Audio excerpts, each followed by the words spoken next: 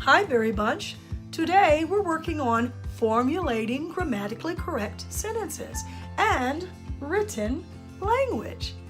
Moms and dads or grandmas and grandpas, whoever is taking care of the student, I work on two things at the same time when I work on sentence correction.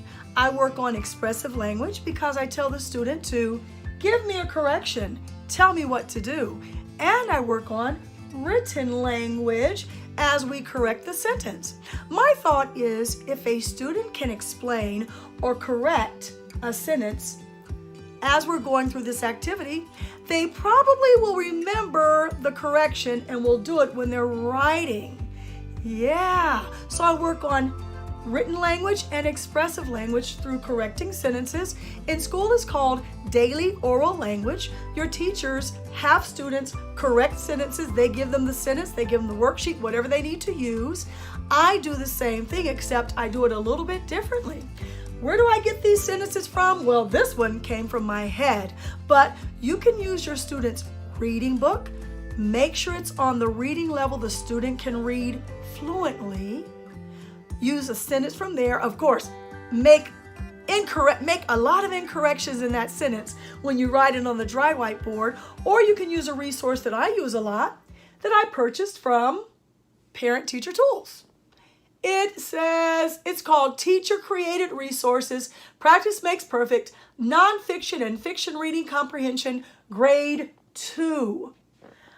I don't do this activity until a student is in second grade because when a student starts second grade, they should be able to read relatively well, pretty good, because they've been working on letter sounds, speech sounds, words, sight words since preschool. So students have had 3 years, if they go to preschool, kindergarten, first grade, 3 years of phonemic awareness, manipulation of sounds, sounding out words at the beginning. What's the beginning sound? What's the ending sound? What's the middle sound? Let's blend those sounds together and make a word. Rhyming words, segmenting words, counting the sounds in words. All of that stuff is called phonemic awareness. They learn all that in preschool, kindergarten, and some of first grade. Learning how to listen for that sound, how to segment it, how to count the sounds, all of that stuff before you read. That's called pre-literacy skills. So by the time a student gets to first grade, they should be able to read from their first grade reader. In second grade, yeah, they should have it down. But do not be frustrated or bothered if your student cannot read some of the words. That's okay. Go another level lower. Like if they are in second grade, find a first grade reader or whatever reader your teacher has your student reading. That's where you start. That's where you get the sentences from the reading book or a sentence in a paragraph of this resource. What's important about that? If you use a sentence that's in the reading book or in a resource like that, this resource has paragraphs, many paragraphs that you can read, then answer the questions after to make sure they comprehend. Then the student is learning and they're becoming very familiar with the story that they're reading in school or in class anyway. So that's another way to teach reading, making the sentence familiar, making the paragraph familiar. So when they start reading it in class, they'll be fluent. I need to make a point though, parents. A student is a good reader or a reader if they can read the words fluently without hesitating, maybe one or two mistakes, and they comprehend or understand what they read. How do you figure out if your student comprehends that sentence? Ask questions about the sentence, ask questions about the paragraph, ask WH questions, who, what, when, where, why, about the paragraph or the story your student is reading. Either reading aloud or reading to themselves, okay? You're a good reader if you read fluently and you understand what you read. If your student doesn't understand what they're reading, then they're just calling words, okay? They go together. Let's start. Let me read the sentence because I'm sure you know what the sentence says now because I've been talking the whole time and wanting to give your student a chance to read it, so we're going to kind of fly after this part. Read the sentence to your student first so they can hear how funny or how strange the sentence sounds because they know in their head, even if they can't correct that sentence, They know after listening to English language since the time they were born, something's wrong. Their brain is saying something's wrong with that sentence. So by now, your student should have read this. It reads, "The two dog eated their dog food yesterday." Oh my gosh, that does not sound right. That is not a grammatically correct sentence. I didn't say it correctly, and it sure doesn't look correct. So, give me a correction. Tell me what to do. I'm going to take the top off of my blue dry erase marker because I want to make the corrections using my blue dry erase marker so they stand out, okay? I heard someone say, capitalize the first word in the sentence. I will do that. So capitalize the word the. I'm just changing the T. I'm erasing it with my sock. All you need is a dry whiteboard, 2 different colored markers, dry erase markers, and a sock.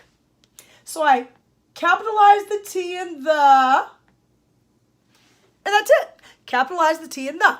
Why do you capitalize the T in the?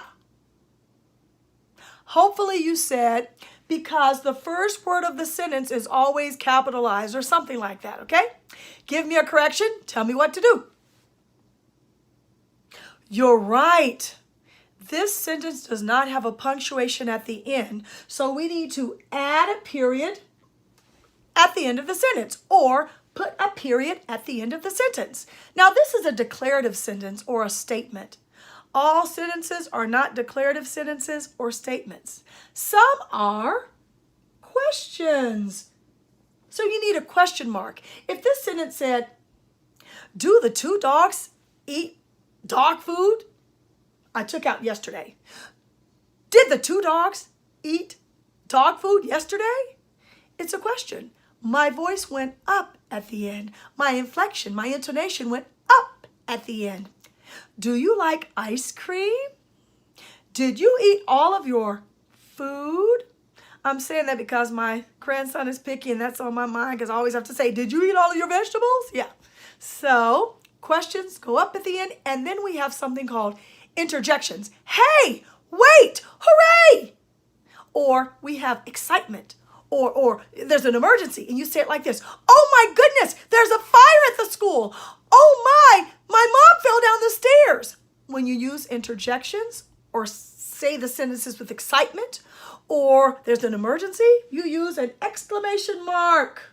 Of course you don't do it like this. I just did this so you could see it. That's when you use an exclamation mark. So when you have a question, you use a question mark. When you have an exclamation, you use an exclamation mark. That tells the reader how they read that sentence. So it's very important that you put the right punctuation at the end of the sentence. A period, question mark, or an exclamation mark. All right? Give me a correction. Tell me what to do. Yes, very good. Mom and Dad, again, your student doesn't need to give the corrections in order. Wherever they see a correction, they can make the correction or tell you what to do. Yes, there are two dogs. And if there are two dogs, that means the noun behind after the word two should be plural. So add an S to dog. And then let's see, if I say, why do I add an S to dog? Hopefully your student will say or says, because there are two dogs. There's that context clue. Two dogs, that means there are two, and that's a plural for dogs. Dogs, not dog. Let's see, give me a correction. Tell me what to do. Yeah, eat. You got that right. Eat does not have a regular past tense verb form. It has an irregular past tense verb form. What does that mean? You don't just add an ed to the word. You have to change the word. So eat it is not the past tense form of eat. The correct past tense form of eat is ate. That's right. You got it. So your student should have said, change eat it to ate. And then I say, why?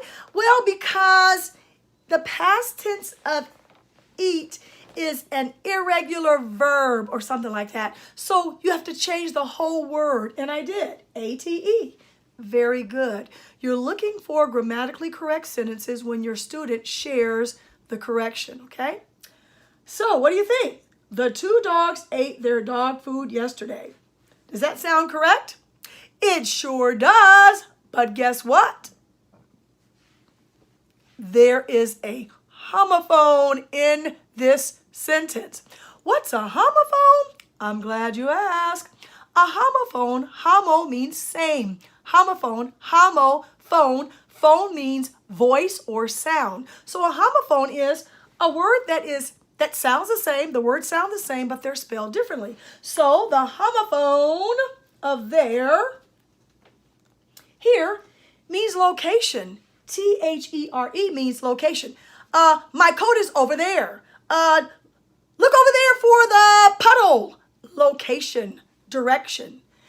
The there that we need the possessive pronoun. Yeah, a possessive pronoun for there can be spelled like this, or is spelled, not can be, is spelled like this. T-H-E-I-R. That's a possessive pronoun.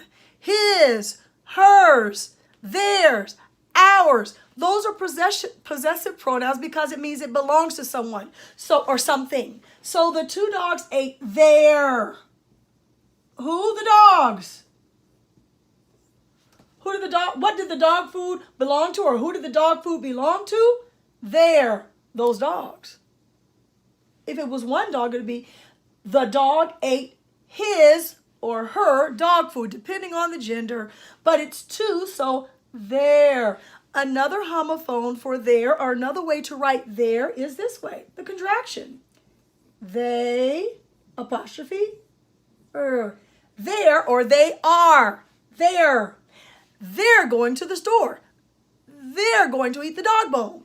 They are. The two dogs ate they are or their dog food. That wouldn't make sense. So that's why we stick with the possessive pronoun there. Very good. Now, after we correct the sentence, I'm trying to erase all the extra stuff.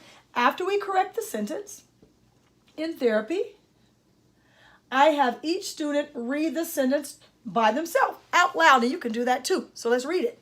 The two dogs ate their dog food yesterday. Do not be concerned about your student mispronouncing some sounds. That's okay. That's why they're in therapy, to work on those things like that. So do not try to correct if they say yesterday. If they can't say it, don't be concerned with that. This task is working on formulating grammatically correct sentences, not speech sounds, okay? You will stress your son or daughter out, your student out, if you try to make them correct all the speech sounds while they're working on sentence formulation or sentence formation, okay? Don't do two. I know how to do the two without stressing them out, but at home, only focus on what you're focusing on. And on this, it's just sentence formation, okay? Very good. Now, until next time, bye-bye very much.